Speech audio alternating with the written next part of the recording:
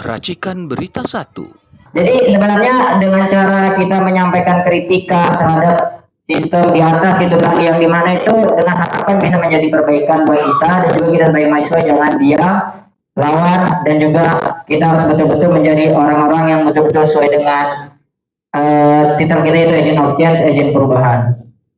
Dengan sindiran tadi mungkin itu menjadi bahan refleksi buat kita, bahan evaluasi buat kita, agar ke depan betul-betul kita lebih peka lagi terhadap lingkungan, lebih peka lagi terhadap isu sosial, dan lebih peka lagi terhadap fenomena-fenomena yang ada yang akan kita jalani ke depan. Oke, selanjutnya mungkin akan ada penyampaian narasi kembali kepada tokoh yang ada di depan kita, yaitu kepada Bapak M. Mursalin. Kepada Bapak M. Mursalin dengan segala hormat kami persilahkan.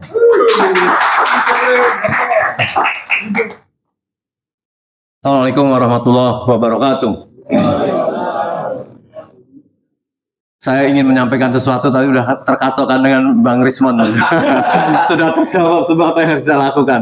Tapi saya bangga ini ada di lingkungan kawasan UIN.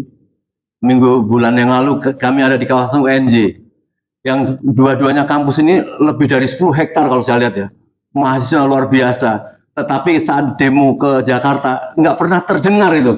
Ini yang mesti harus dibangkitkan. Kalau mau betul-betul meluruskan reformasi yang tertunda menjadi revolusi. Ya, kemarin Bang siapa itu dari Solo itu dia sudah berteriak, ini tidak bisa kalau tidak menjadi demo Nepal kan. Tapi saya berharap ya, ada sedikit saya akan menyampaikan karena saya dari KISDI, saya selaku Presiden KISDI, setuju dengan apa yang disampaikan oleh kegiatan kita 212 kemarin itu yang mengatakan harus ditangkap penjahat dan penjajah. Penjahat dan penjajah sudah jelas. Artinya kalau kita tidak mampu menegakkan hukum seperti itu, maka tidak mungkin akan terjadi. Karena fakta-fakta itu sudah terlihat. Apa yang disampaikan oleh Menhan kemarin itu di Unhas, dia mengatakan ini sudah terjadi negara dalam negara. Ini kalau sudah seperti ini, bagaimana fakta-fakta si Cungkring itu ya, presiden yang kemarin yang jelas dan membuat penghancuran itu, dikatakan oleh presiden sekarang ini berulang-ulang, Hopeng dan lain sebagainya. Ini yang harus kita tegur ya. Kalau tidak nanti rakyat bisa akan marah kepada dia. Apakah suatu kebetulan atau memang rencana dia punya menteri yang sebenarnya cukup baik disambut oleh masyarakat. Pertama Menteri Keuangan, yang kedua Menhan. Sudah jelas-jelas seperti itu. Tetapi tidak segera dilanjuti. Maka saya ingin sedikit menyentuh secara spiritual ya. Allah mengatakan sudah dalam ayat 169, la ghurannaka taqallubul ladzina kafaru fil bilad mataun qalil tsumma ma'wahum wa bi'sal mihad. Ya.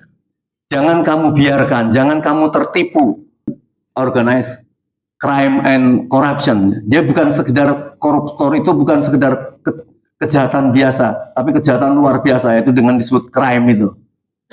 Maka kalau kita tidak mengarah ke sana, tidak ada penegakan hukum dan sudah tertangkap kejahatan-kejahatannya itu, tidak mungkin ya.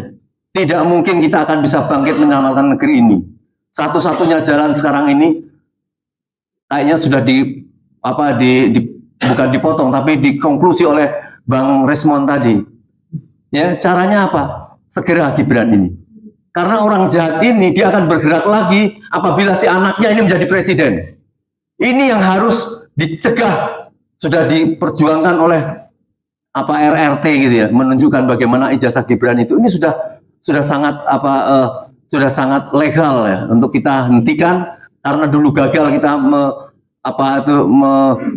menghentikan kecurangannya, tetapi dilakukan untuk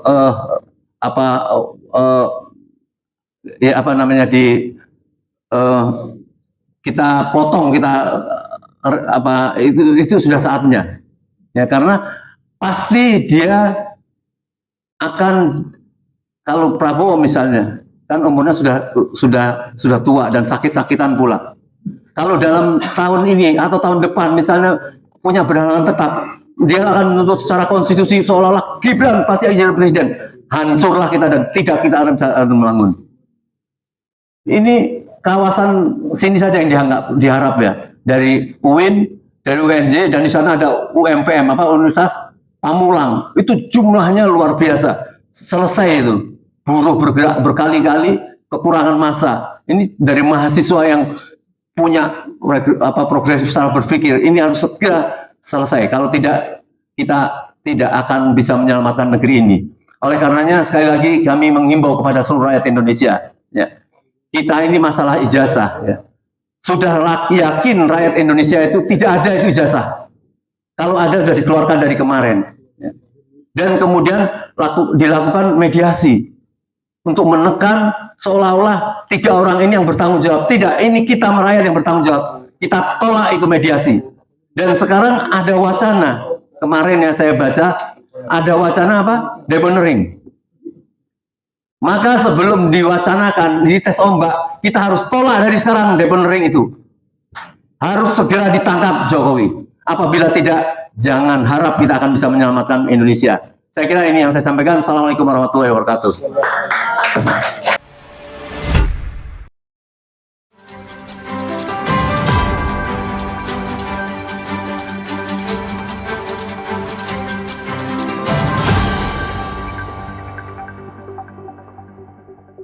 Racikan Berita 1.